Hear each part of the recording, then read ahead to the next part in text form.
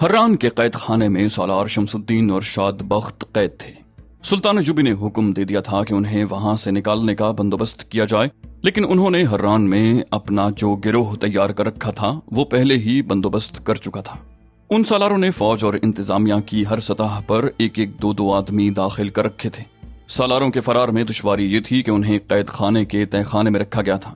وہاں سے نکالنے کے لیے کوئی خصوصی طریقہ اختیار کرنے کی ضرورت تھی۔ خدا نے ان کی مدد کی۔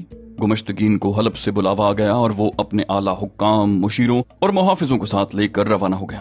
شمس الدین اور شاد بخت کی گرفتاری کے متعلق صرف گمشتگین کے قریبی حلقوں کو علم تھا۔ قاضی کے قتل کو بھی شہرت نہ دی گئی تھی۔ فوج تک کو ابھی معلوم نہ تھا کہ ان کے 2 اعلیٰ کمانڈروں کو قید میں ڈال دیا گیا ہے۔ گمشتگین کے جانے کے ایک روز کے بعد قید خانے کے داروغہ نے دیکھا کہ 3 گھڑ سوار گھوڑے دوڑاتے آ رہے ہیں۔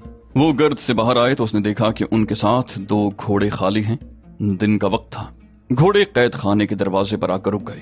ایک سوار نے حران کی فوج کا جھنڈا بھی اٹھا رکھا تھا۔ یہ جھنڈا میدان جنگ میں سالار اعلیٰ کے ساتھ ہوتا تھا۔ ان سواروں میں ایک کماندار تھا اور دوسرے 2 سوار سپاہی تھے۔ وہ محافظ دستے کے معلوم ہوتے تھے۔ قید خانے کا داروغہ جو بڑے دروازے کی سلاخوں میں سے دیکھ رہا تھا اس کماندار کو جانتا تھا۔ وہ باہر آ گیا۔ کماندار سے پوچھا کہ وہ کیوں آئے ہیں۔ کماندار نے کہا، بادشاہوں کے حکم نرالے ہوتے ہیں۔ شراب کے نشے میں ان سالاروں کو قید میں ڈال دیا جن کے بغیر فوج ایک قدم نہیں چل سکتی۔ اب حکم ملا ہے کہ دونوں کو قید خانے سے نکالا جائے۔ داروغہ نے پوچھا، آپ دونوں سالاروں کو لینے آئے ہیں؟ کماندار نے کہا، ہاں، انہیں جلدی لے جانا ہے۔ داروغہ نے کہا، آپ کے پاس قلعہ امیر گمشتگین کا تحریری حکم نامہ ہے؟ وہ تو کہیں باہر چلے گئے ہیں۔ کماندار نے کہا، میں وہیں سے آیا ہوں، میں رات کو ہی آ گیا تھا۔ انہیں اب تحریری حکم نامہ جاری کرنے کا ہوش نہیں رہا۔ ہماری فوج حلب اور موصل کی فوجوں کے ساتھ مل کر سلطان ایوبی پر حملہ کرنے جا رہی ہے۔ اگر ہم نے وقت ضائع کر دیا تو ایوبی حملہ کر دے گا۔ خطرہ بڑھ گیا ہے۔ گمشتگین اسی سلسلے میں حلب گیا ہے۔ اسے جو خطرہ نظر آ رہا ہے اس نے اس کے ہوش ٹھکانے کر دیے ہیں۔ اسے احساس ہو گیا ہے کہ ان 2 سالاروں کے بغیر وہ لڑ نہیں سکے گا۔ اس نے مجھے حلب کے راستے سے واپس دوڑا دیا کہ ان دونوں کو ان کے جھنڈے کے ساتھ پورے اعزاز سے لاؤ۔ اسی حکم کے تحت ہم ان کا جھنڈا اور گھوڑے لائے ہیں۔ داروغہ اسے اندر لے گیا۔ دونوں سپاہی بھی ساتھ چلے گئے۔ وہ تہہ خانے میں گئے۔ سالار 2 مختلف کوٹڑیوں میں بند تھے۔ پہلے ایک سالار کو نکالا گیا۔ کماندار نے اسے فوجی انداز سے سلام کر کے کہا، امیر حران گمشتگین نے آپ کی رہائی کا حکم بھیجا ہے۔ آپ کا گھوڑا اور آپ کا ذاتی محافظ ہمارے ساتھ ہیں۔ آپ کے لیے حکم ہے کہ تیار ہو کر فوراً حلب پہنچیں۔ سالار نے کہا، معلوم ہوتا ہے شراب کا نشہ اتر گیا ہے۔ کماندار نے کہا، میری حیثیت ایسی نہیں کہ آپ کی رائے کی تردید یا تائید کر سکوں۔ میرا کام حکم پہنچانے اور آپ کے ساتھ جانے تک محدود ہے۔ داروغہ نے ان کی باتیں غور سے سنی۔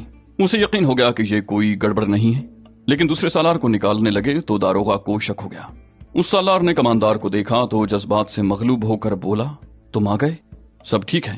اس نے داروغہ کی موجودگی کو نظر انداز کر دیا تھا۔ داروغہ اناڑی نہیں تھا۔ اس کی عمر قید خانے میں گزری تھی۔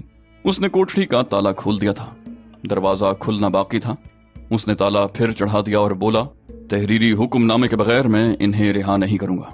کماندار نے اس کے ہاتھ پر ہاتھ مارا اور اس سے چابی چھین لی۔ 2 سپاہی جو سالاروں کے باڈی گارڈ بن کر آئے تھے داروغہ کی پیٹھ کے ساتھ لگ گئے۔ دونوں نے خنجر نکال کر ان کی نوکیں اس کی پیٹھ پر رکھ دیں۔ کماندار نے اسے سرگوشی میں کہا، تم سلطان صلاح الدین ایوبی کے چھاپا مار جام بازوں کے قبضے میں ہو۔ تم جانتے ہو سلطان ایوبی کے چھاپا مار کیا کیا کرتے ہیں۔ اونچی آواز نہ نکلے۔ کماندار نے دروازہ کھولا۔ داروغہ کو دھکیل کر اس طرح کوٹڑی میں لے گئے کہ قریب سے گزرنے والوں کو بھی شک نہیں ہو سکتا تھا کہ یہاں کوئی جرم ہو رہا ہے۔ اندر لے جا کر اسے سلاخوں والے دروازے سے پرے کر لیا گیا۔ ایک سپاہی نے بڑی تیزی سے ایک رسی جو بمشکل 1 گز لمبی تھی اس کی گردن کے گرد لپیٹ کر رسی کو مروڑا اور 2-3 جھٹکے دیے۔ داروغہ کی آنکھیں باہر نکل آئیں۔ وہ ٹھنڈا ہو گیا تو اسے پتھر کے اس چوڑے بینچ پر ڈال دیا گیا جس پر قیدی سویا کرتے تھے۔ لاش پر کمبل ڈال دیا گیا۔ اس سالار نے بے موقع جذباتی ہو کر یہ مشکل پیدا کر دی تھی۔ ان لوگوں نے باہر نکل کر دروازے پر تالا چڑھا دیا اور چابی اپنے ساتھ لے گئے۔ باہر کے دروازے کی چابیاں داروغہ کے پاس تھیں، وہ بھی اس سے چھین لی گئی تھیں۔ یہ پارٹی وہاں سے چلی۔ تہہ خانے سے اوپر آئی تو نیچے کے سنتری نے جا کر خالی کوٹڑیوں کو دیکھنا چاہا۔ وہ دور سے دکھ رہا تھا کہ قید خانے کا داروغہ 2 قیدیوں کو رہا کر رہا تھا۔ संतरी ये देख कर हैरान रह गया कि उसने दोनों कैदी सालारों को बाहर जाते देखा है, लेकिन एक कोठरी में एक कैदी पड़ा है। उस पर चूंकि कंबल पड़ा था इसलिए वो पहचान न सका कि वो कौन है। दूसरी कोठरी खाली थी। उसने कंबल में लिपटे हुए कैदी को आवाजें दी मगर वो न बोला। दरवाजा मुकफ्फल था।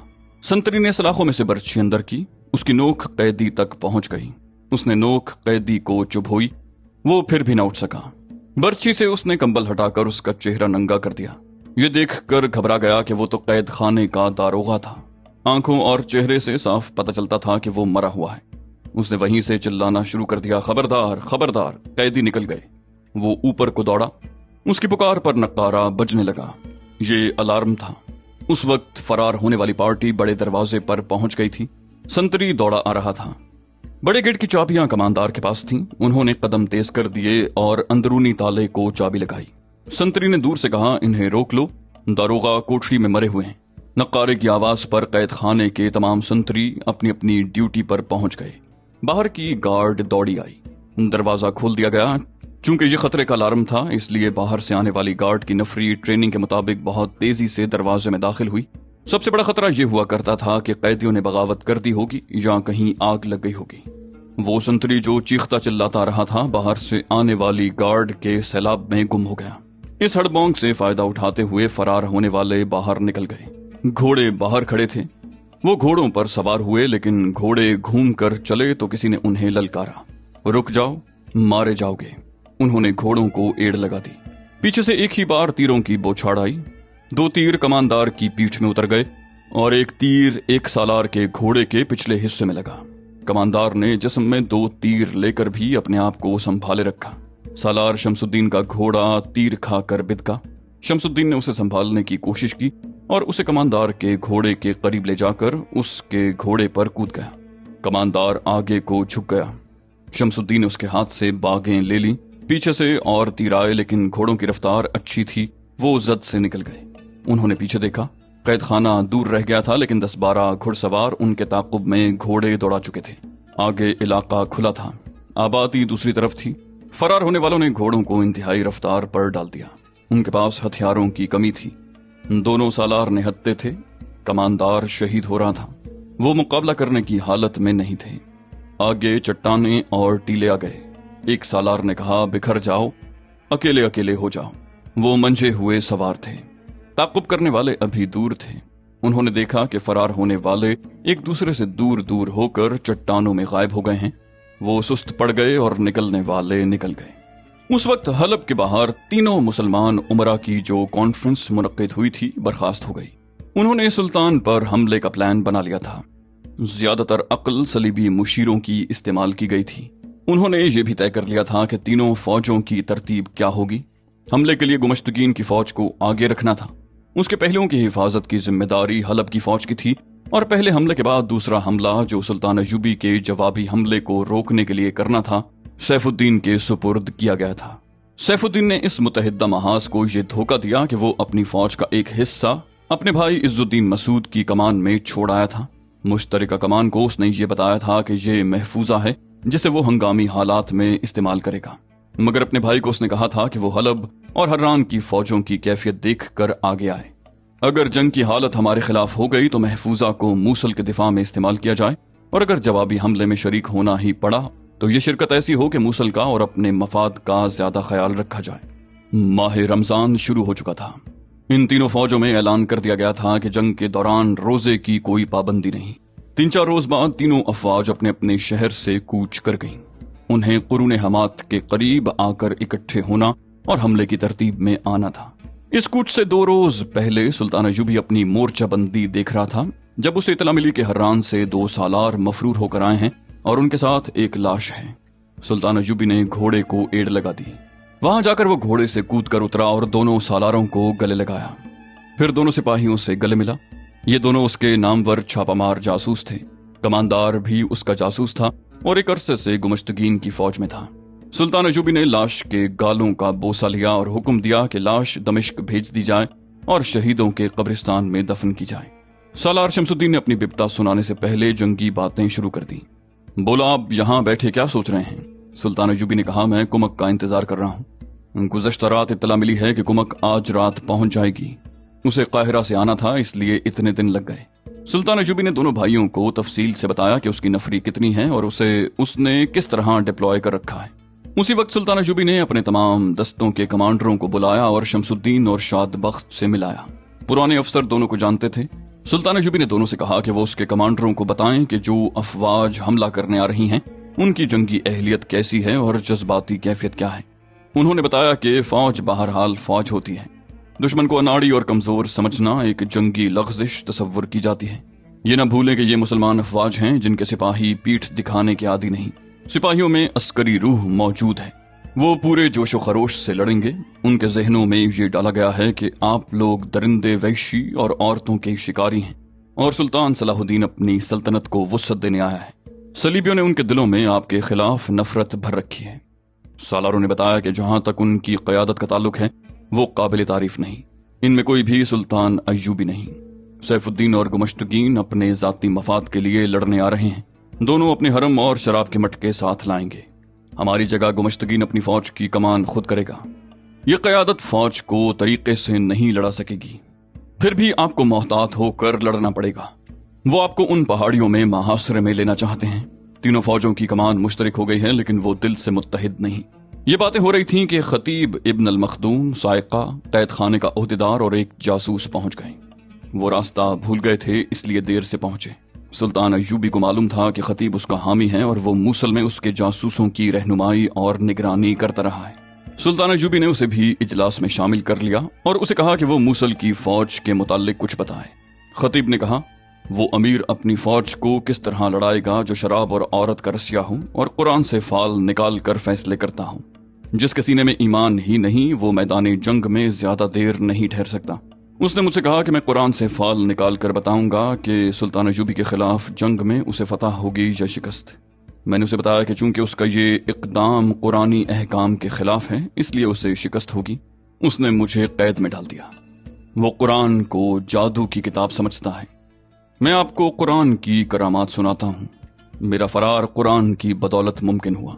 सैफुद्दीन ने मेरी बेटी को अगवा करने की कोशिश की, लेकिन मेरी बेटी बाल बाल बच गई। मैं आप सबको ये मुजदा सुनाता हूँ कि अगर आप कुरानी अहकाम के पाबंद रहे और जंग को कौमी और मजहबी सतह पर रहने दिया तो फतह आपकी होगी। ये जंग का मजहबी पहलू है। फन्नी पहलू के मुताल्लिक ये मशवरा दूंगा कि छापामारों को ज्यादा इस्तेमाल करें। आपका तो तरीका ही यही है, लेकिन इन मुसलमान भाइयों के खिलाफ ये तरीका ज्यादा इस्तेमाल करें। उन्हें रातों को भी चैन न लेने दें।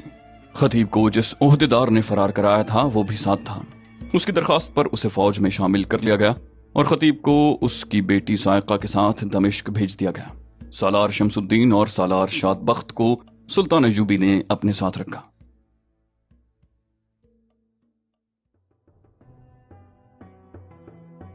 हलब, हर्रान और मूसल की अफवाज कूच करती आ रही थी। इधर सुल्तान अयूबी के लिए मिस्र से जो कुमक आ रही थी वो करीब आ गई थी। तारीख ये देख रही थी कि सुल्तान अयूबी तक दुश्मन की फौज पहले पहुंचती है या कुमक। वो बहुत परेशान था। वो महासरे से डरता था।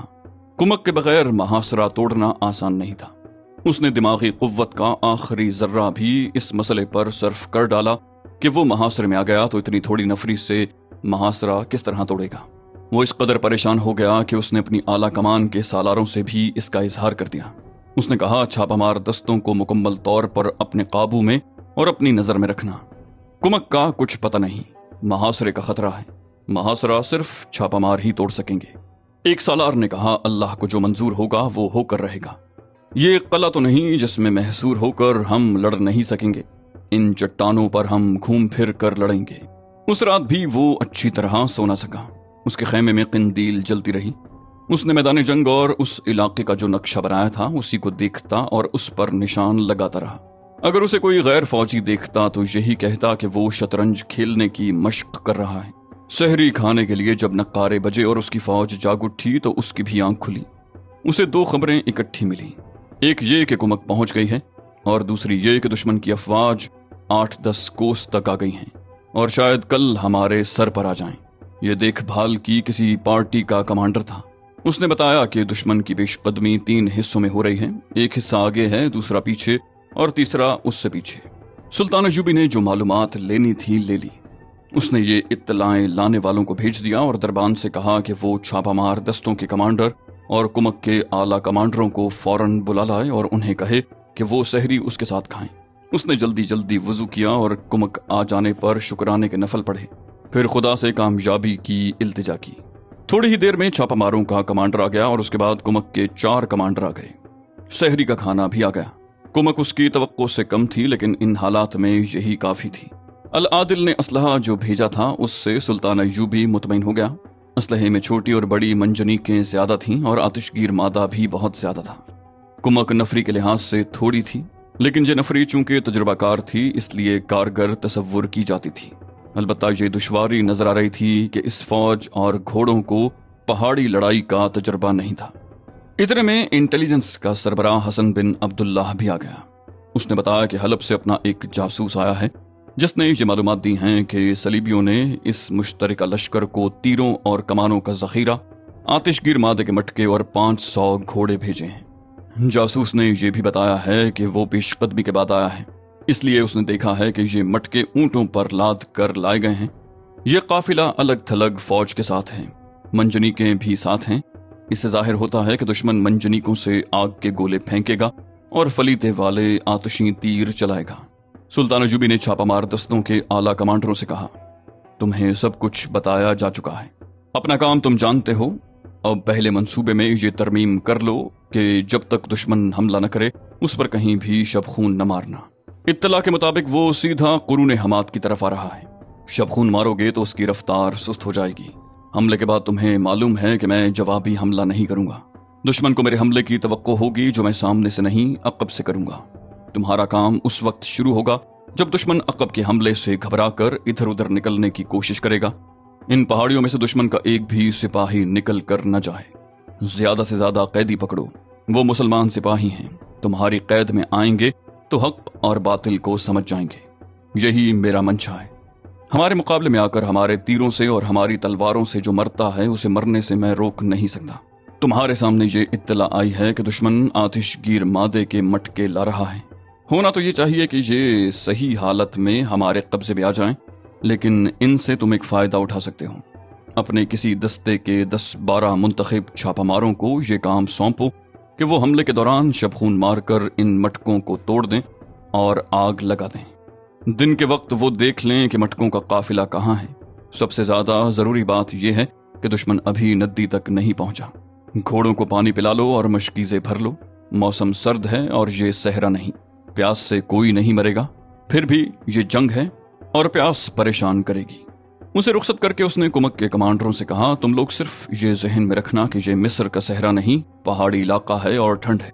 धूप निकलेगी और भागो दौड़ोगे तो गर्मी आ जाएगी। यहाँ तुम्हें ज़रब लगाओ और किसी और तरफ निकल जाओ का मौका जरूर मिलेगा। तुम्हें इसकी तरबियत दी गई है, लेकिन यहाँ ख्याल रखना कि तुम्हारे लिए जमीन महदूद है। सहरा में तो कई कोस का चक्कर काट कर दुश्मन के ऊपर आ सकते हो और तुम्हें अपनी चाल दोहराने के लिए लामहदूद मैदान मिल सकता है। यहाँ मैंने दुश्मन को जिस जगह घसीट कर लाने का बंदोबस्त किया है वो मैदान ही है, लेकिन महदूद है। वक्त नहीं कि तुम्हें चट्टानों और टेकरियों से मुतारिफ कराया जाए, इसलिए अपनी अक्ल इस्तेमाल करना।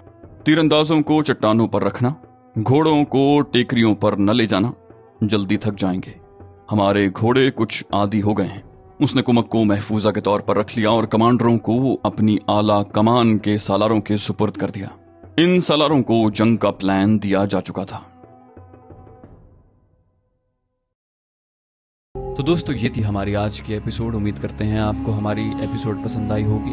जाने से पहले इस वीडियो को लाइक, शेयर और कमेंट करना मत भूलिए। और अगर आप हमारे चैनल पर नए हैं तो इसे सब्सक्राइब कीजिए और बेल आइकन पर क्लिक कीजिए ताकि आपको तमाम वीडियोस फौरन मिलती रहें। अगली वीडियो तक के लिए अपना ख्याल रखिए। अल्लाह हाफिज।